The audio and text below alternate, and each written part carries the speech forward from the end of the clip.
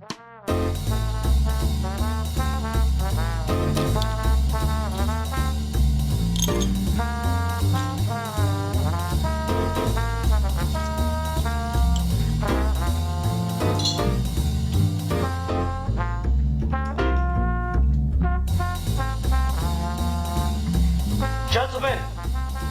the time has come once again to discuss things.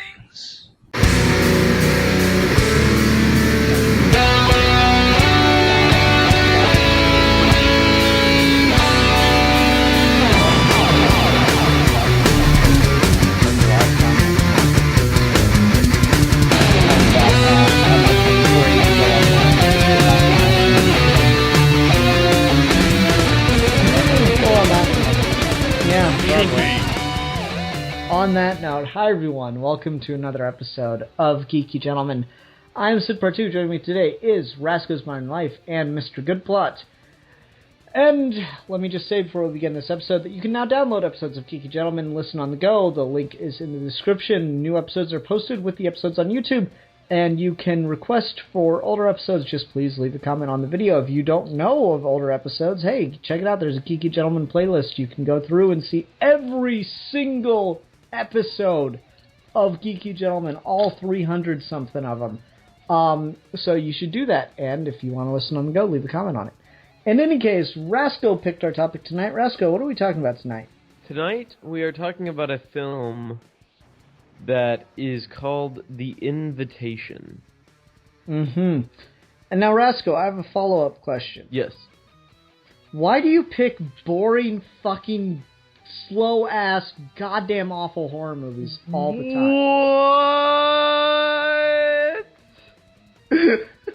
I'm guessing you guys don't have the same opinion on this movie. Oh, God, no. What? Like, so it was Alien, and then it was The Witch. Oh my God! This. No.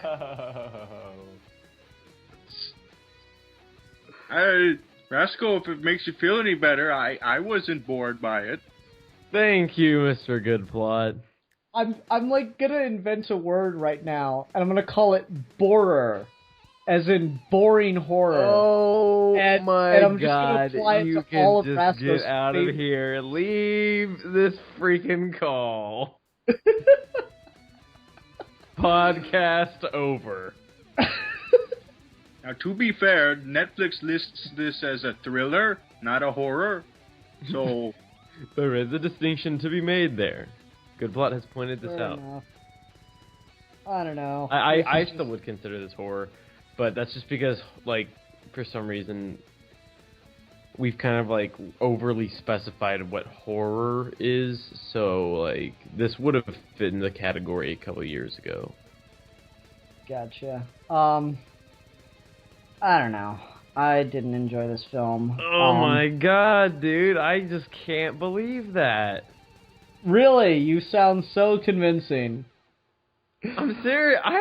What the fuck, dude? How can you not like this movie?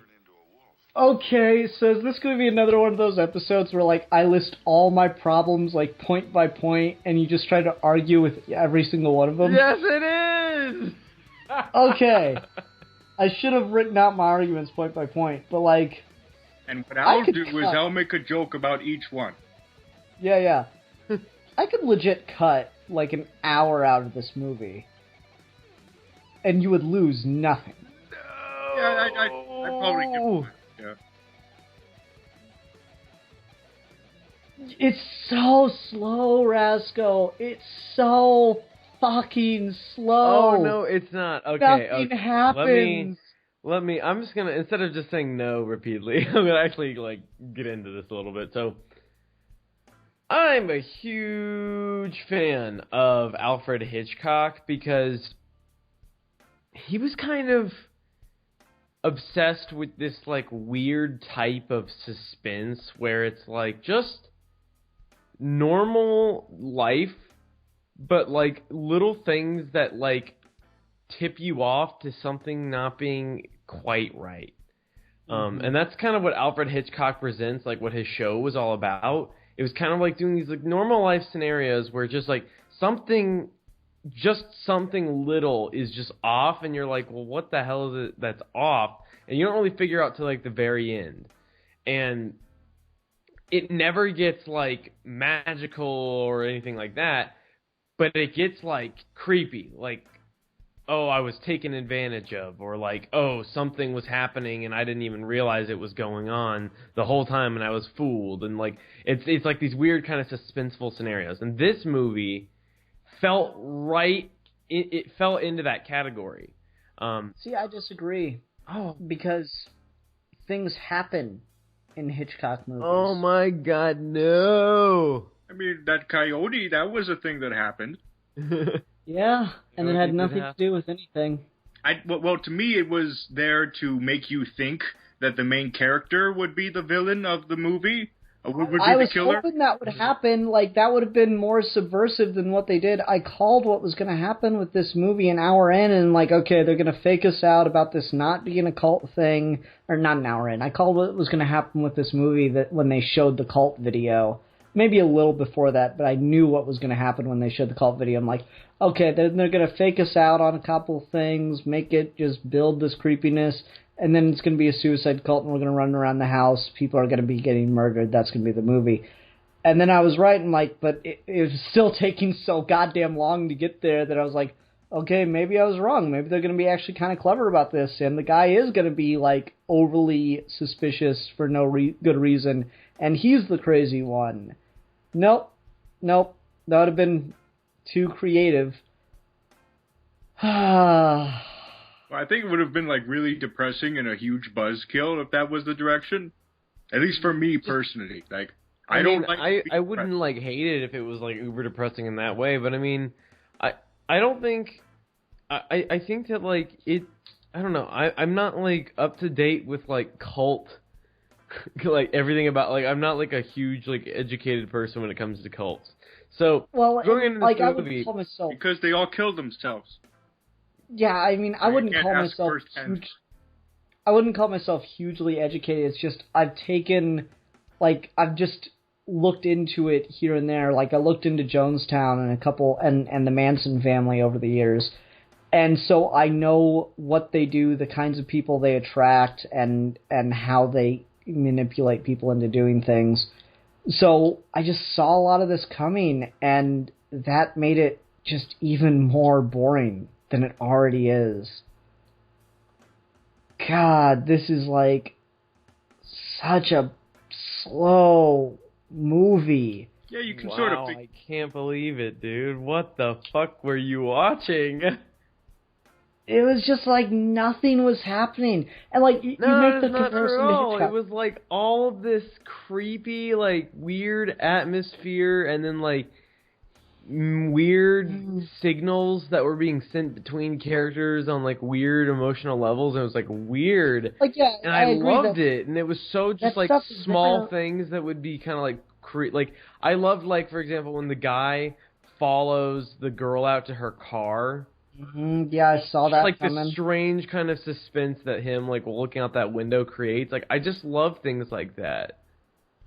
I saw it coming. It's just I know these tricks. I know what they were doing. They're trying to be like really vague about it the whole time, and so I didn't care. I was just waiting for something to fucking happen. It was so boring to sit there and watch, and just nothing's going on. And like you make the comparison to Hitchcock, like okay, just a couple movies of Hitchcock's that I really like off the top of my head. Psycho opens with an affair. So we're immediately interested in what the hell's going on with this character. Rope opens with a murder, and so it is a movie where literally nothing happens, but a lot of things almost happen. But since the damn body's in the trunk, right in the middle of or chest or whatever, right in the middle of the room the whole goddamn time, it makes it creepier. It makes it more suspenseful. This. It's just nothing is happening, and the suspense is based off, well, something might. And that's just like... But it does. But that something does happen. Yeah. I mean, things do happen. I don't agree with you that things aren't happening in this film. No, I don't think anything's going on most of the movie. It's a guy being all suspicious that something might happen. Well, no, but it's and also a guy. It's not just that though. Like, it's a guy who is going with his new girlfriend. Maybe was it his fiance or his girlfriend? I think it's just girlfriend. Okay, I think his new girlfriend. The point is that they're interracial, okay? Yeah, and he's going to a party with, well, I don't know if it's a party so much. He's just going to like a get-together amongst friends, and one of the people there is his ex-wife, and his ex-wife and him, they had a son, and their son died, and so they have had, like, that's like ruined their relationship, and I don't know, I feel like there's a lot more going on emotionally with his character as well. Like, there's stuff happening. It's not.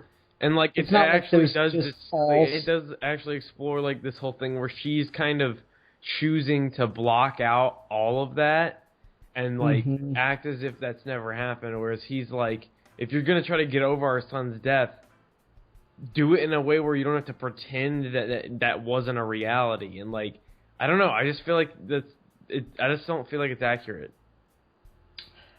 All right, let me rephrase then. Nothing interesting is going on. It's just people talking. This could be a goddamn stage play. Yeah, that's what I was thinking. This was designed for play, for a play. Oh, but it's so well shot. I can cut an hour out of this movie and nothing changes. No, it's so well directed. It's so well shot. It's so beautiful. I can hear Roscoe's spirit being broken. I can actually hear it.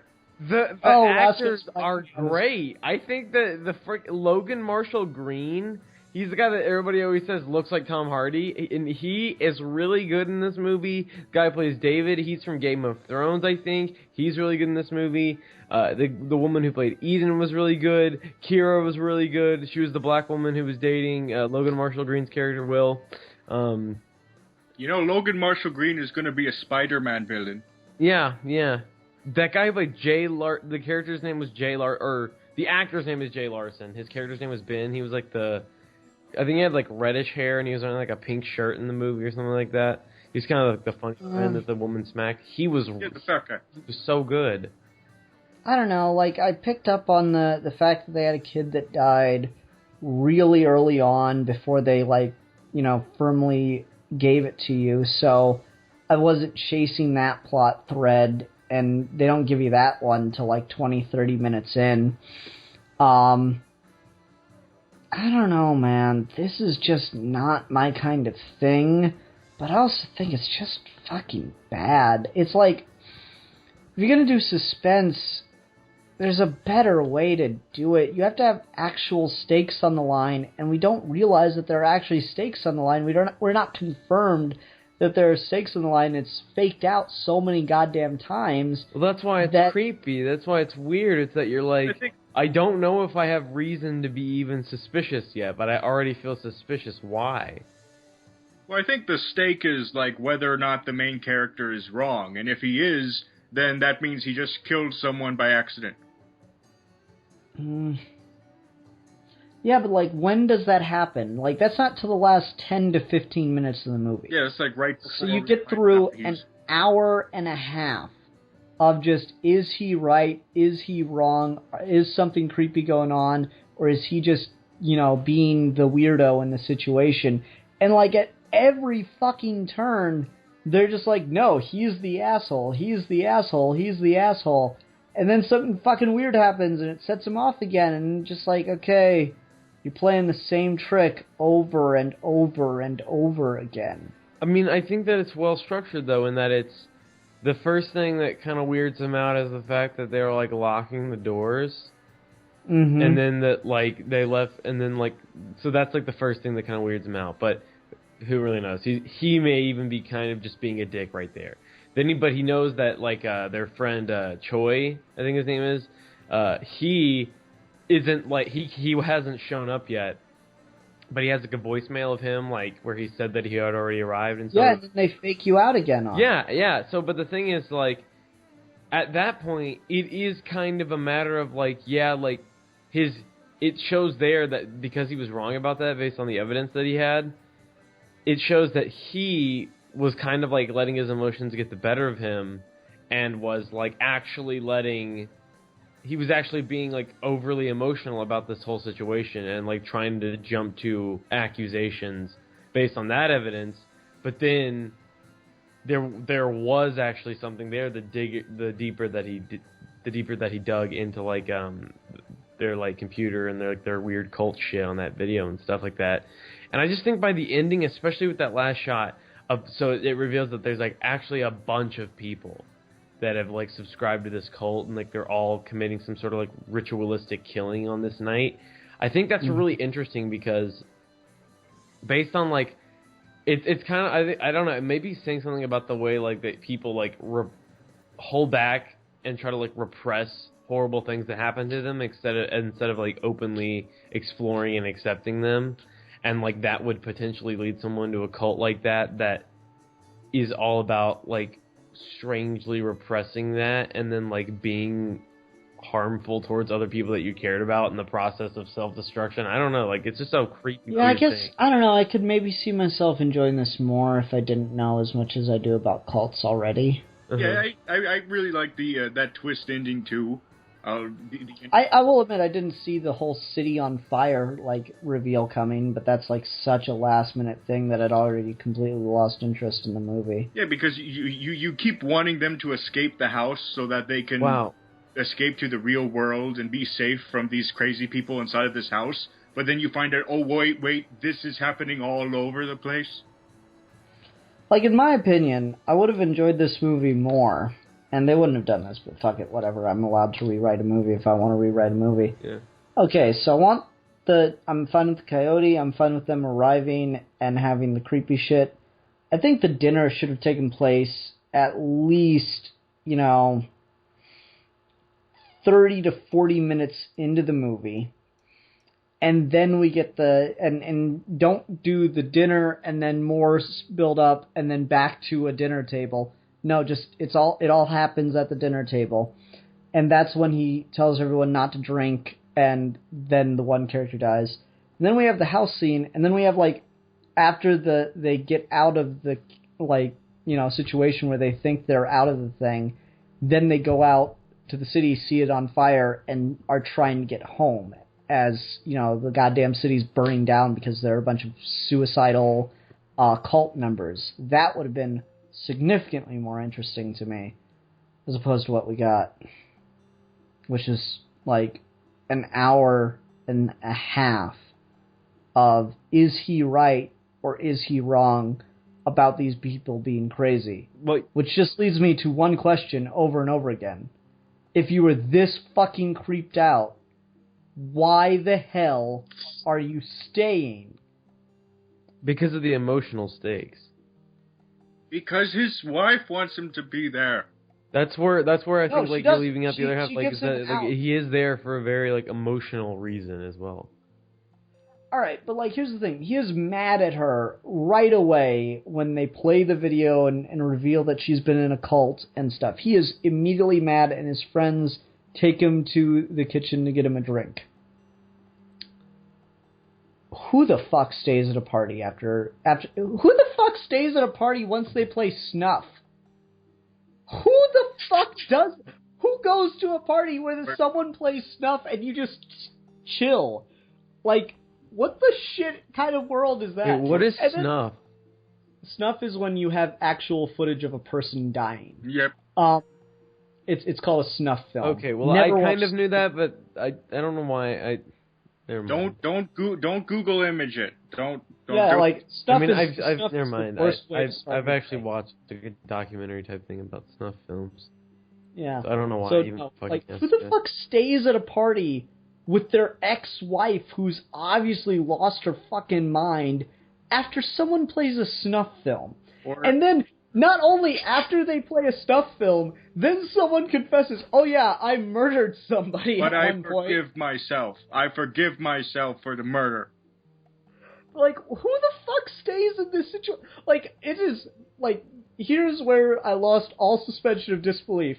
There's no goddamn way that black woman stayed in that house. No fucking way would a black person stay in that house after someone's like, oh yeah, let's watch some stuff and now I'm going to confess this murder I did. But I forgive myself. What the fuck? Like, it's funny, my friend Andrew and I, every time we ever watch horror movies, we're always like, nope, see, this is how you can tell they're white. They're fucking staying. Like, no black person would be here. No person of color would be here anymore. This movie would be over. No one would stick around. It's really strange, dude. If you hate this movie, you have to see the movie Green Room.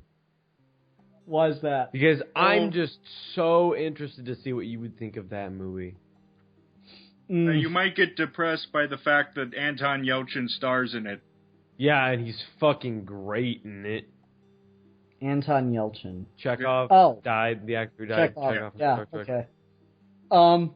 Yeah, I don't know. Like, just who the fuck would stay at this goddamn party? Like, these fucking anyone that stays after a snuff film immediately followed by a confession of murder really almost deserves to die. I think that's Darwin Award level stupid right there. Like, I watched a review of this because I was just trying to collect any kind of thoughts, and someone goes, oh, I really like how it's not your conventional, idiot kind of horror movie where people make bad decisions. I'm like, no, fuck that. This is a house full of people who have made terrible decisions. Yeah, I kept thinking, like, surely he can't be the only one who notices how creepy this is. Although there is that lady who left first who probably died. And she's the only smart one. And yes, they killed her. I get that. I get it. They killed her ass. Maybe. And they should have seen that coming. They should have realized that. I mean, I assume they killed her. I mean, they maybe killed her. There's nothing that, is... There's no, they probably there's no are confirmation of it, so we don't really know. They're probably aware of the social network of suicide cults, so they probably just relied on one of the other cultists to take care of her. But I just love the little, dialogues of, the one guy who's like, oh, yeah, my boss is into this.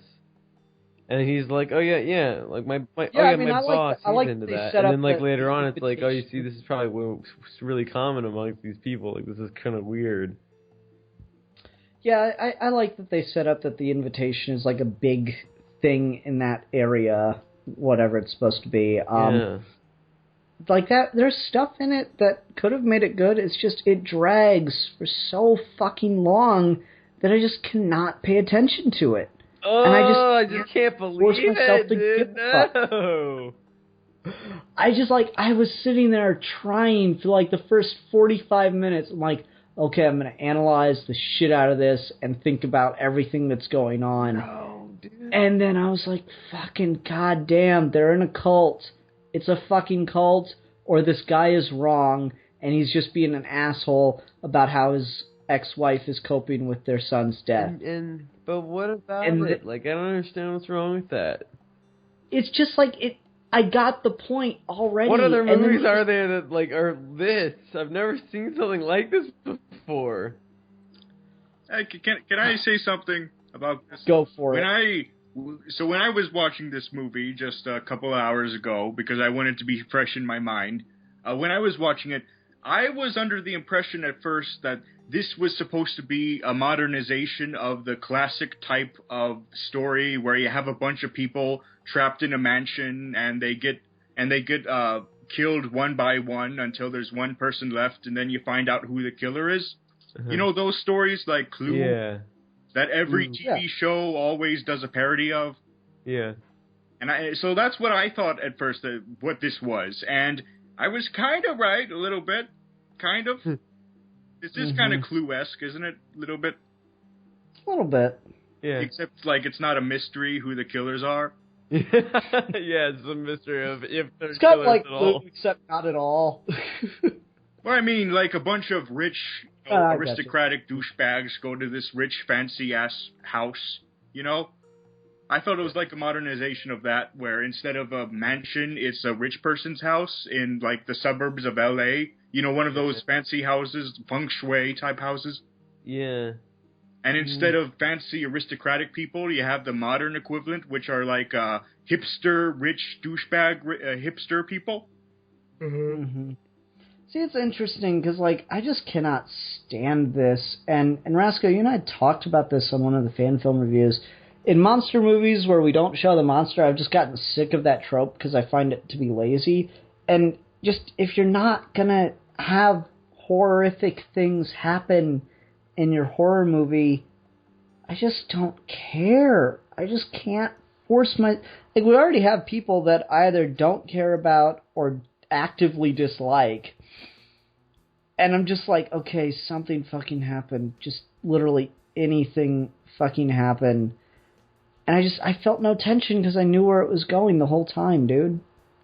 Oh my God. I felt like this whole movie is nothing but tension, and if you know exactly what's going to happen, then none of that pays off for you. No. When I was watching it, as I slowly began to realize that this isn't really a clue type story, I began to feel like maybe this movie is trying to, is trying to resonate with the people who go to parties and they feel like they're the alienated one. You know, like everyone is all happy and goody two shoes, and you're the one who's like, why is everyone happy? Fuck all of you. Yep, I'm very familiar with that experience at parties. You know, dude, that night was so epic! As the only person who was there that was not drunk, let me assure you. Well, why aren't you drinking, bitch? I don't drink. That's why I don't go to parties, because, believe me, if you're go to a party and be the only one that doesn't get drunk, and you will be amazed at how fucking boring it is. Anyway, yeah, I agree. I think it was trying to do that, and I don't know. It would have helped if the guy that we're supposed to be identifying with wasn't, like, portrayed as being an asshole the whole time until it turned out he was right at the end. Well, from the perspective of people at your party, you're the asshole. I guess, but then, like, if you know... Like, it is that thing of, if you're going to invite someone who's not going to drink to the party, you have no excuse to think of them as an asshole. Yeah. Because you know that, like... You know, who invites their ex-husband to a party? A cult member. Apparently. Like, that is just such an awkward fucking thing. And it's supposed to be awkward, I'll give it that. But just, oh my god, right from the get-go, this is the most uncomfortable kind of thing to watch. And so... It's a good thing! It's supposed to be uncomfortable! I get that it's supposed to be, but again, it's not holding my interest. Is it so much to ask that I be interested in the movie I'm watching? Like, I asked Steve if he'd be able to make it tonight, and unfortunately Steve was in the hospital, so, you know, I was in the hospital. Our thoughts are with him. But I asked Steve if he'd be able to make it, and he goes, no, but this is how I felt about the movie, and he sent me that, like, meme from Star Trek of the neutrals going, I have no strong feelings one way or the other. Meanwhile, my reaction is the Monty Python and the Holy Grail meme where all the characters are just screaming, get on with it! Well, mine is, I think this movie's fucking epic! No, this movie is anything but epic. This movie is, at best, driving. No, that is like the best thing I can say about it. It is a driving movie. If you are trying to give this the most objective, removed from my just utter disdain for the film, trying to be as objective as possible, this is a very driving, heart-pounding movie at times. But if you know where it's going, none of it works.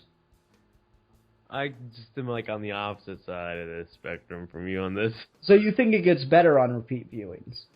I mean, it's I don't know. I mean, it is what it is. Like it's one of those movies where I feel like, okay, sometimes in a movie there's like a twist where if you watch the movie and you know the twist, then you're like, oh, okay, it's pointless to watch again. Then there's movies where it's like, once you know the twist and you watch it again, it's a really good experience the second time just to see what everything is like on a second viewing, knowing the inevitable outcome of everything that you either were or were not led onto, that was like either off or on, and you get to watch it a second time and you get to find out, well, so like what was actually just a red herring, what wasn't. And so I think there is cool things to watch on I think there is like reason to watch it a second time around and little small things to pick up on. Can you name one of those things that you picked up on the second time around that you didn't the first? Yeah, I only saw this once. Oh, I mean, there's just like little cool like setup and payoff things. Like I mentioned earlier, the guy when he mentions like, oh yeah, my boss is into that, and that's kind of like the first tip off to like, oh yeah, this is like there's like, oh like look, this is something that's like around, like people are familiar with it, they've heard of it before.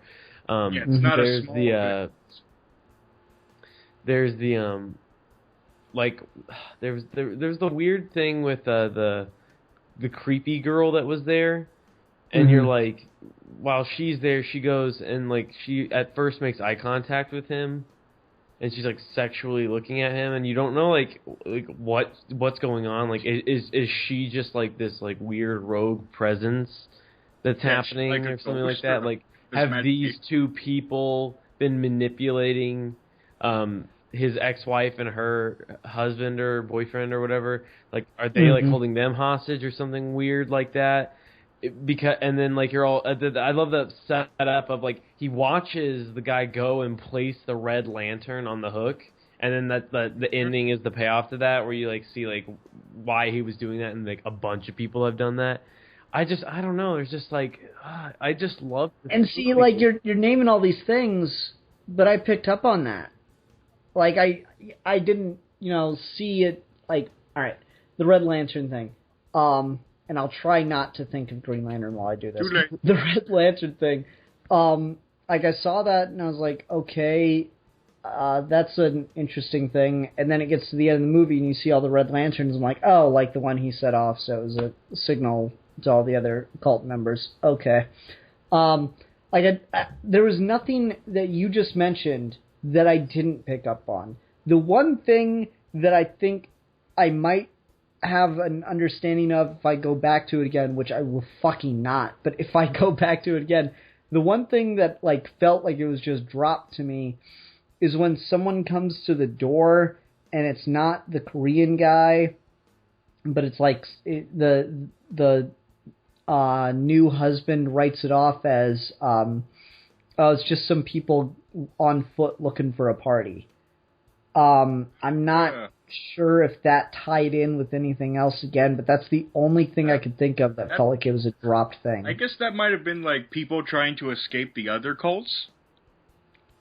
No, because it would have been much more desperate than that. You would have had like people screaming and banging on the door, not politely ringing the doorbell. And it felt like it was all supposed to be timed, so I don't think that's what it was supposed to be. I don't know. I'd have to go back and watch it again and pay attention specifically for that. Yeah, like, that was the only thing that I felt was dropped. So, like, I've always felt that one of the marks of a good movie, and this is by no means an absolute rule, but I've always felt that one of the marks of a good movie is that every time you go back to it, you'll notice or pick up on something different that you didn't notice the last time. I can do that with examples from The Dark Knight. There are things that I go back to that movie and I notice new things every time. With this, I feel like I got every single breadcrumb they left me, and that's why I figured out the cult thing so quick. I thought they were like way too heavy-handed with the cult stuff to treat it like it's this big reveal at the end, because, once again, who the fuck shows a snuff film and then acts like, oh yes, we're a perfectly normal and healthy group? It's a fucking snuff film. That's not shady to anyone else. Maybe people in California are just really, really too liberal for me. I don't know, but someone plays snuff at a party, I'm the fuck out of there. Like, right away. I'm not even gonna ask to leave. I'm getting the fuck up and going. You play snuff at a goddamn party. Jesus Christ. No, I thought they were really, what if really... one of the cult members is parked in front of you or behind you? Fucking no. That, like, Just, like, that was your the car and fucked up just part. run over it. No, like, that was the part that really fucked with me. I'm like, you know, she says, I've got to go. I don't feel comfortable here, but I don't want to ruin your guys' fun. And, what the fuck's the main character's name? Will. Jesus. Will, yes. Ginger Jesus. Will offers to walk her to her car, and she says no. And then she starts going, and the guy's like, oh, wait, are you in the Kia? And she's like, yeah, I'm parked right behind you.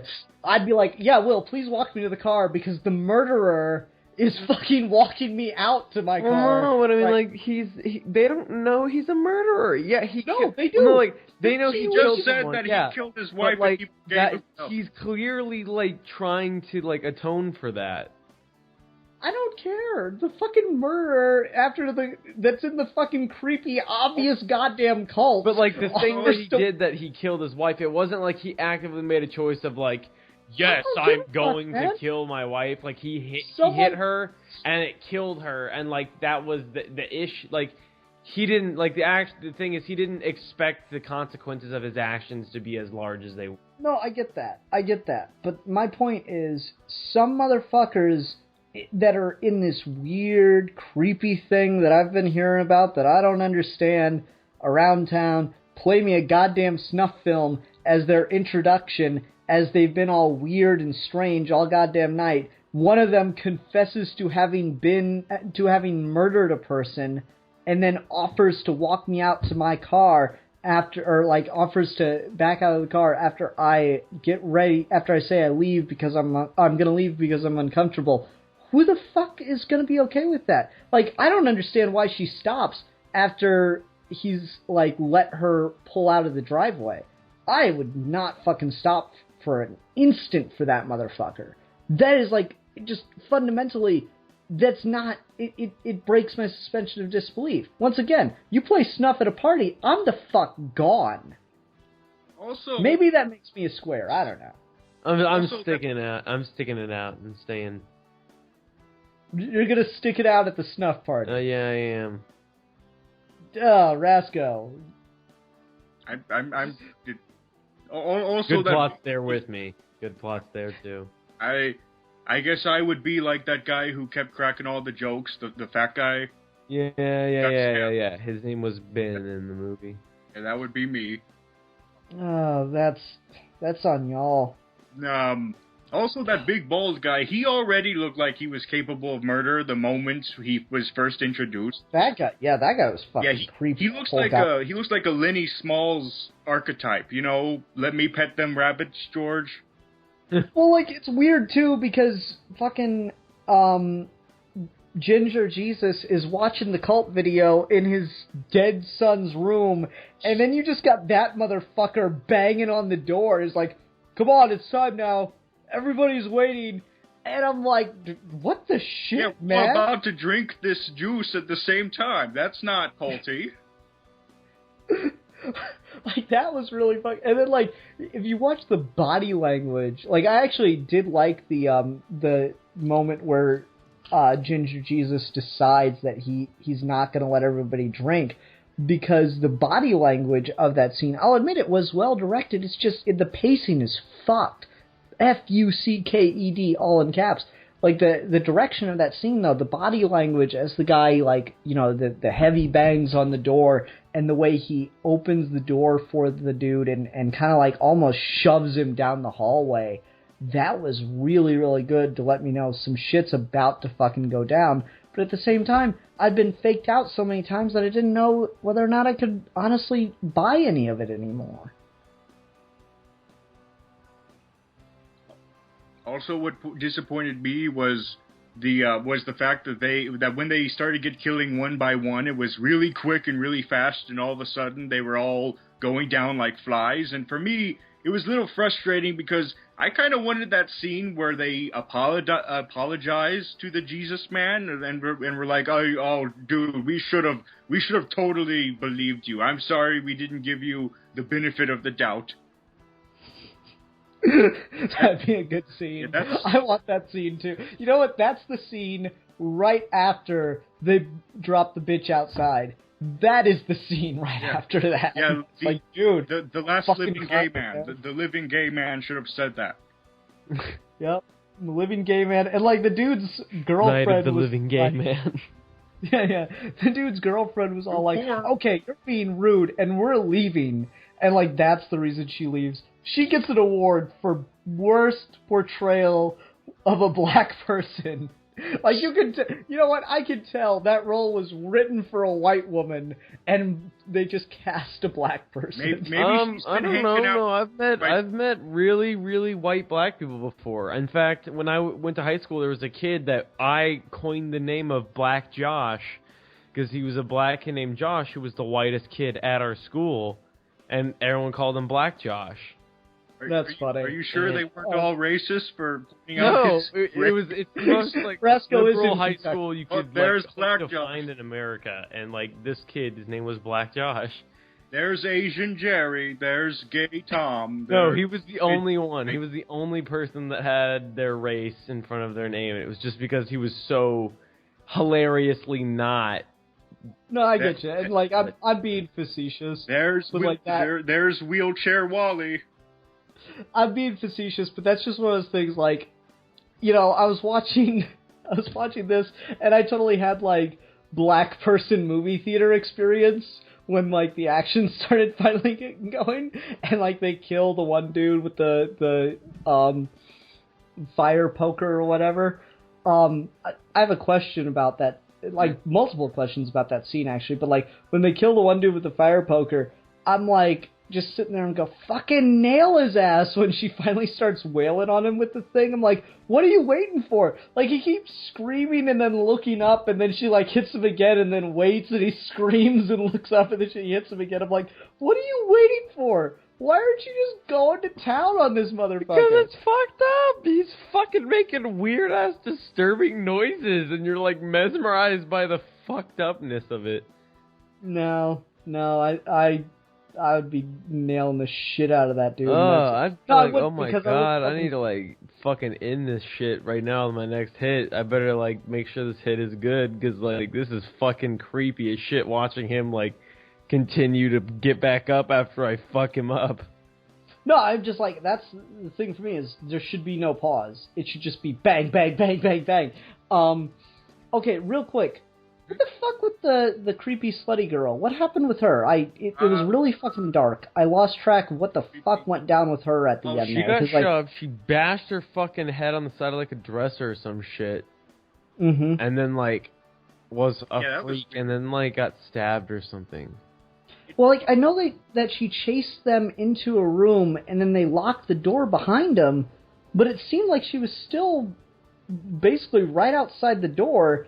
And then the next time we see her, she's bleeding out on the couch. Yeah. And I did not understand that at all. I think in what we didn't see was that when they were running to that room, there was also another person running with them, wasn't there? And then he got in like a fight with her. And then I think what the thing is that happened was she like got stabbed by like a screwdriver or something. Okay, and see, I just completely missed that. I think that happened. I think that's the problem with this. About that, but I think that's something that happened. That's the problem with the damn finale. It's the best part of the movie, but it's so damn quick that you miss a lot of the details about what the fuck's going on. Oh, I loved it. Maybe that was the payoff for the coyote, was that you think he's going to do the same thing to her that he did to the coyote, but then he realizes, like, no, I'm just going to let her suffer and then die slowly. Not like I did with the coyote. Yeah. Good. Are you calling women coyotes good plot? Wait, that's don't sexist. Put words in my mouth. Sexist good plot. You're ruining my campaign. Yeah. Mr. Good Plot is the Donald Trump of animal-human comparisons. Uh-huh. No, I thought there was something, like, no, I don't think there was. I know there's something going on thematically with the goddamn coyote, but I just do not give two fucks. I just cannot make myself give a fuck. Ian, why are you hating on this movie? Because it's boring, Rasco. Ian, you're being a hater on this movie for no reason. Would have liked it more if it was a musical? Good plot, join in. Yeah, I would have liked it much more if it were a musical. One good thought I was waiting for you to pick up. Let's all watch the snuff film, yeah, the snuff. Or Mike, you know what would make it even better? If only the people in the cult treated it like it was a musical, and everyone else acted like perfectly rational people. Then it would have been even more obvious. It would have been hilarious if, like, the music that was playing during the snuff film was like, let the bodies at the let the bodies at the blood, let the bodies at the and it was like that song. Mm-hmm. Okay, you know what, Rasco? I'll try to be positive for a little while. I will try to block out complaints from my head for a little while and just talk about things I liked. I was really impressed by their portrayal of the kinds of people who get attracted to cults. And it's often people who feel that they have nothing, or people who are ostracized from society, or people who have had great losses, or are just generally directionless. So you have the girl who's like willing to sleep with seemingly anybody. Yeah. Just by the way she acts, and that was very like dead on thing. A lot of people that are highly promiscuous do so for the approval and affection of others. They do it because that's the only way they know to receive affections. That's just the kind of person that would join a cult. Someone who just lost a child who is highly emotionally vulnerable. Yes, that's the exact kind of person who would join a cult. Someone who experienced addiction and is trying to get over that. Here, we'll give your life meaning. We'll give you a higher purpose to strive for. Keep in mind, part of the main. I don't agree with this, but part of the main path to stopping addiction is to admit that there's a higher power than yourself in the world. So to have something like a cult fulfilling that role for you is highly attractive to a person like that. I really like that detail. And someone who lost everything in a moment of rage, someone who basically threw their life away and went to prison for it, and was lacking direction and looking for a new path in life out of prison. Very much, once again, member of a cult. Like, that really explains just so much of those different characteristics explain so much of the Manson family. It's frightening. And a lot of the people in Jonestown as well. So I was really impressed by their characterization of that. It's not like, it was a realistic portrayal of the kinds of people that cults attract. It would have helped if there were a couple more really young people. But that would have been awkward at, an adult dinner party, so it's fine that they're not involved. If we'd maybe seen one or two in the video, that would have helped. I don't know, I was really impressed by a lot of that, of their depictions of cult people, because, when we show people that are in a cult in a lot of things, it's usually not a very complex thing. We kind of treat people like idiots for joining cults. Yeah, they're just a lunatic. They're a crazy person. Yeah, and it's not. It's a very, very human thing. I took a class in high school, and the teacher made just a fantastic point. He, because we did a whole unit on cults, he asked everyone in the room to stand up and, kind of grab the bottom of their t-shirt and kind of hold it taut so that you could clearly see whatever was on it. And he looked at people and started putting them in groups. And he's like, okay. So by the end of it, he had all the people who had a local school sport t-shirt on or clothing item on into one group. And he put all the people that had a band shirt, for local high school band or for a band that they listen to, kind of thing. Like me, I always wear my Pink Floyd shirts. And then, he basically segregated everybody into all these different groups, and then he put people who just had solid colors on, nothing with an identification into another group. And he's like, okay, people that are not in an identified group, where do you belong in this situation? Why aren't you in these sports? Why aren't you supporting these bands that you like? Why aren't you involved in some way, shape, or form in this wider community?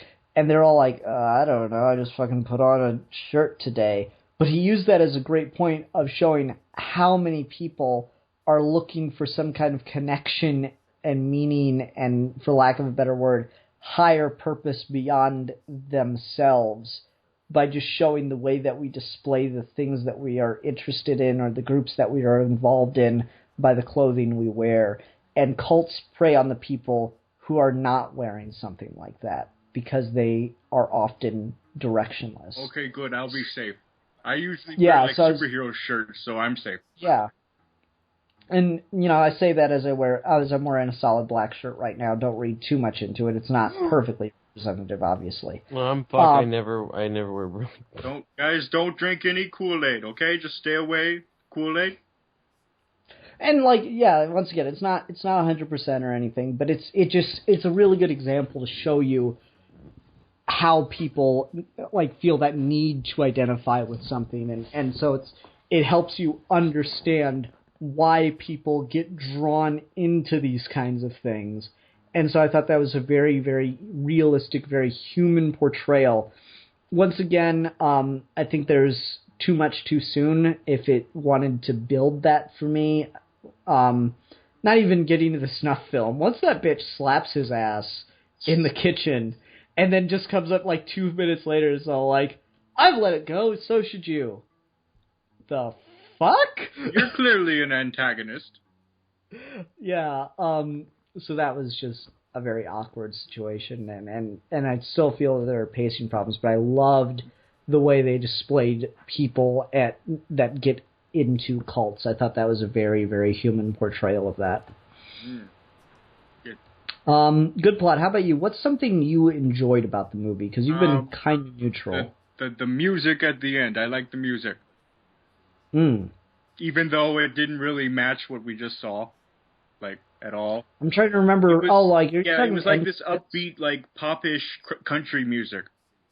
Okay, I turned this movie off as soon as the credits started rolling. Oh man, you missed the best part. Kind of like the credits. Kind of like the Fantastic Four reboot, where the best part is the ending music. Oh, really?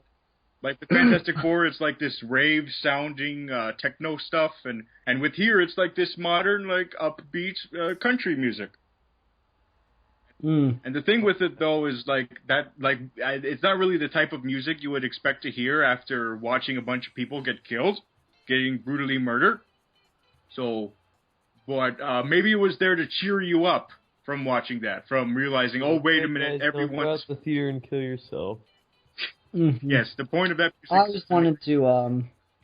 always wanted to ruin a song for someone. I always really wanted to film, just the grittiest, fucking, most brutal torture scene ever, and then have, Somewhere Over the Rainbow playing to it. Just to really fucking ruin a much-beloved song for people. But, sadistic making them... You. What? It's sadistic. Yeah. Quentin Tarantino did it, why can't I? But you were asking for how I thought about the movie overall, since you said I sounded neutral. I guess after my first impression of it was from seeing your tweet on it when you were like, "Oh, what the fuck did I just watch?" So I was a little influenced by that when I was getting into the movie. But I guess because of that, I was expecting this to be more boring than it actually was. For me, anyway. So I Steved you. Good. Yeah, sure. Something like that, yeah. So when I watched the movie, I was kind of I think the thing that kept me going was, the excitement of seeing how this was all going to turn out. Was he right about them being a cult? Who exactly is going to kill who? Is anyone even going to die? Or is it just about the paranoia of being killed and not being killed itself? So I think that's what kept me going. And the overall payoff of everything, I think for me, it was it was a case of like too little, too late. Like they were trying to satisfy the people who came for, entertaining deaths. They tried to do it all at once. And for me, it was like, no, you should have sprinkled that throughout. Why do it all at once at the end? I feel like it just was like a matter of like, it all just builds to this like pop, and then it all just kind of happens. Yeah, I can see that. Yeah. I could see that. All right, now Rasco. Yes. Since you've been wildly defending this movie the whole time, I'm going to put you in an awkward position. Okay. What is something you didn't like about this movie? Something that I did not like about this movie. I think here's something that I'm on the fence on. I don't know if I like how non-specific they are about what killed his son. Yeah. It's something to do with a baseball bat. Yeah, and I imagine that what it was is that like some kid swung a baseball bat and wasn't looking and accidentally hit his son in the head and like killed him that way, but we don't know. Yeah. Yeah, that one didn't really bother me as much, but yeah, I can see how that kind of gets you a little bit. I was just curious. I always make Milan do that when he absolutely loves something, is just like, now ruin it for yourself. I don't know, Rasco, did I sway your opinion at all on this movie? No, this is not truth in journalism. This is a different case. I really like this. By the way, it does get me thinking, like, what if the way the world ends, like the way society crumbles, is that a whole bunch of cults kill themselves along with their friends at the same time? Like, what if... you should read H.P. Lovecraft. Oh, okay. Like, that was not quite, but that was kind of one of the things that he was doing is, what if all these secret societies and weird little cults all over the world are all connected to each other to one incredibly horrifying thing, and it's Cthulhu. That's H.P. Lovecraft. That's the entire mythology of H.P. Lovecraft. So the reason why there are cults is because of a big octopus man. Yeah. Understood. Yep. Like that was H.P. Lovecraft's big thing, is every little secret society or cult or tribal, religion or whatever that existed in the world was all worshipping Cthulhu, and every single conspiracy theory was connected, and it was all Cthulhu. Maybe that's would have saved it for you for this movie. If Cthulhu had shown up at the end. They pray to Cthulhu. That should have been it. It should have been a twist, like, oh, wait a minute, this was a... And that would have really helped his campaign this year, Yeah. Vote Cthulhu, because why pick the lesser evil? I love that joke. Well, I mean, I do like... I don't know, guys. Let's take a minute here and talk politics. I'm really torn on who I'm going to vote for between Cthulhu and Alfred E. Newman. On the one hand, I really think Cthulhu has a strong argument about why not pick why pick the lesser evil. But at the same time, Alfred E. Newman really seems very sure of himself. I mean, his campaign slogan is, this time put someone who knows they're an idiot in the White House. So I'm really weighing the options here. Well, the thing is, I've always loved octopuses, Like, my favorite thing about Pirates of the Caribbean is Davy Jones, and my favorite SpongeBob character is Squidward, and so, it makes me... Really and I love tentacle porn, and... Yeah, and I love the Rathtar scene in the new Star Wars movie, those big octopus things. Do you think those things tentacle raped the guys before they killed him, or no? There is no question about it. They did. Okay. Confirmed tentacle rape in episode 7. Yeah. Okay, we need like a couple more minutes because we just about hit an hour. Is there anything else we can talk about with this movie? How fucking good it is. How fucking awful it is. Oh, you're so wrong. You're so wrong. Do you think that maybe the ending of this movie is trying to hint at a sequel, maybe? No. I don't know how you could do a sequel, because, like them dealing with the other cults. But it can't be another cult, because not all cults work the same, and it would take a lot of work for a cult like that to spread through the society again. Well, we saw those helicopters and sirens, so it is a good chance that there are survivors. You mean just focus on one of the other cult members? Yeah, maybe. Okay, no, when you said other cults, I thought you meant like a completely new cult. Yeah, well, what I mean is, like, maybe we could deal with the aftermath of, like, all the survivors from this purge that we just had. Yeah. Like, now we deal with, like, what's society like now that, like, half the population has killed itself. And see, I'm unsure. Is it going to be, like, is it the entire world or the entire country that this happened in, or was it just this one city? They leave that ambiguous. Yeah, so I don't know. I like how just ambiguous it is. It's like, oh shit, what if it is? Yeah, they leave it to imagination how big this epidemic is. So maybe it is better to leave it that way. It just felt kind of sequel baity to me a little bit. But I don't know. I didn't feel that way. It was meant to be an oh shit, it wasn't just us moment. And yeah, I don't know. Like, I kind of liked that to some degree. One of the things, like, I don't know, it just would have been nice if someone turned on the news and, you know, there was just some dude. Someone should have, like, checked their phone and, like, checked what's going on in the outside world, you know? Yeah, like, there's the most unrealistic thing about this movie. Who the fuck would stay at a party where there's no cell phone service? Like, I felt that the whole point of this movie was like about our modern culture, you know, the hipster generation, you know. and yet no one's checking their phones to see if everything is okay. Yeah, that's fucked. Come on, guys. I don't know.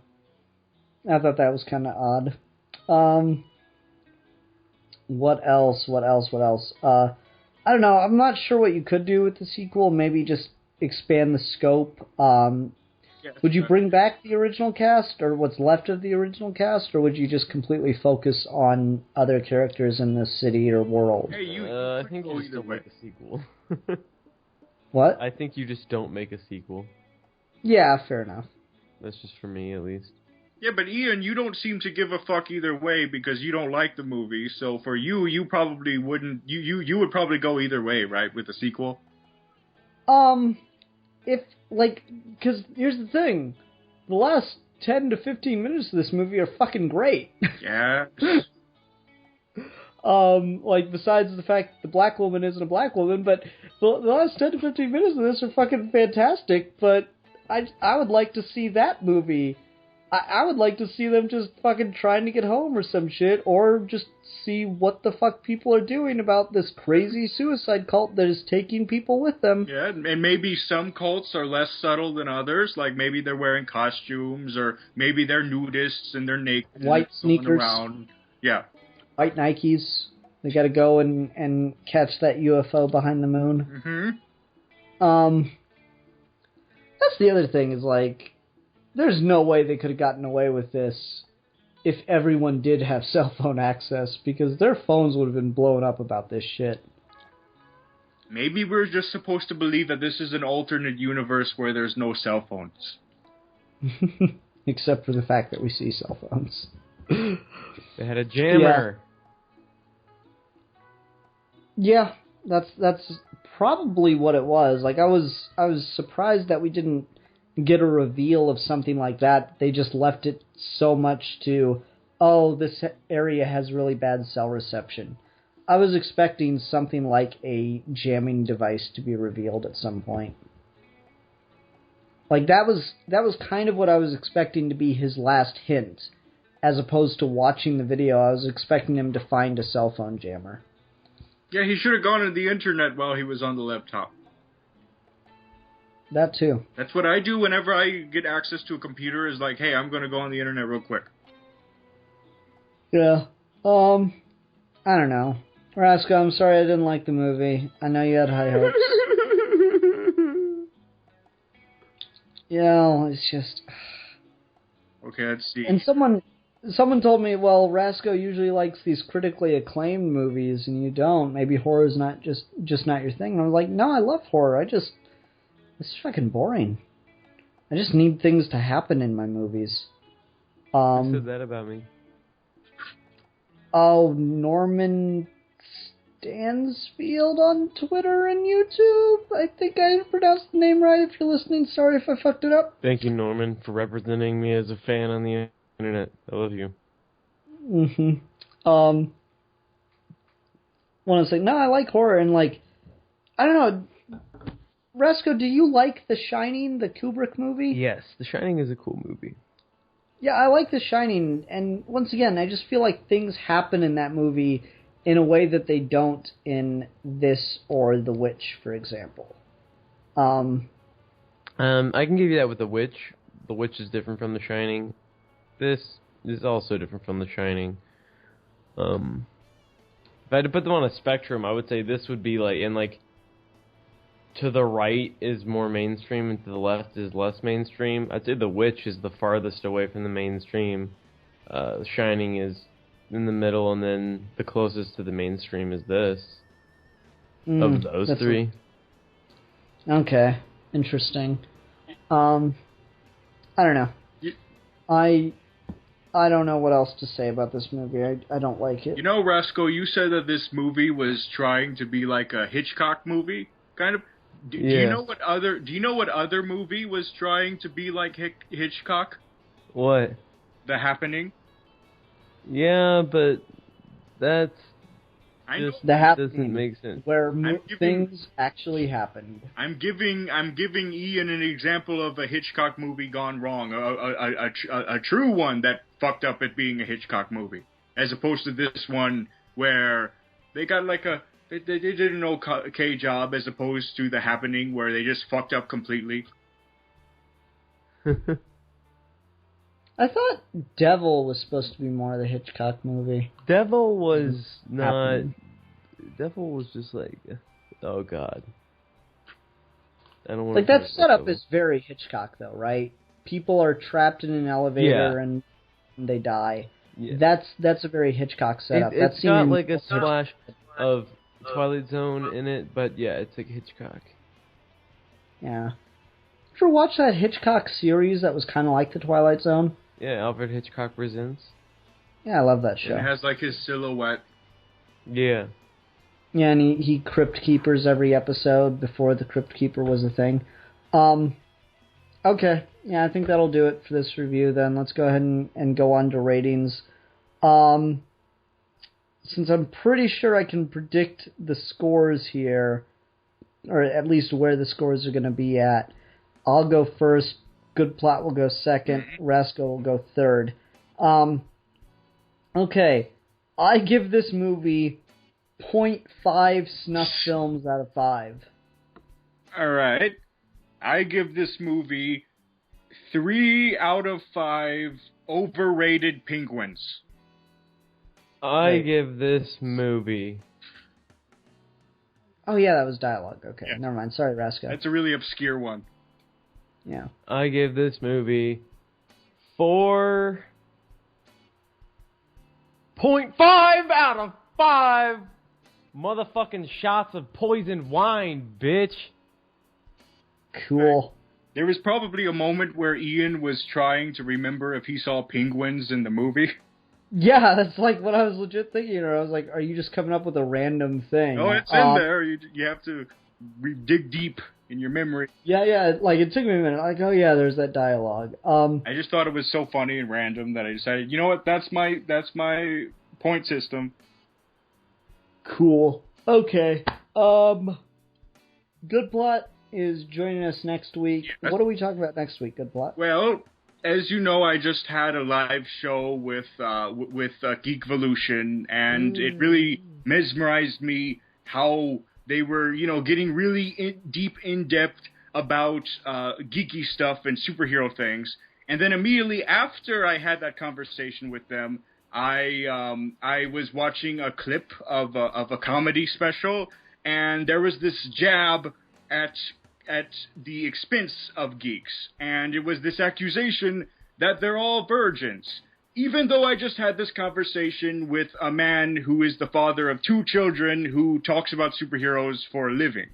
So next week's conversation is about this generalization that all geeks and nerds who care about comic books and sci-fi and all that have never touched anyone else.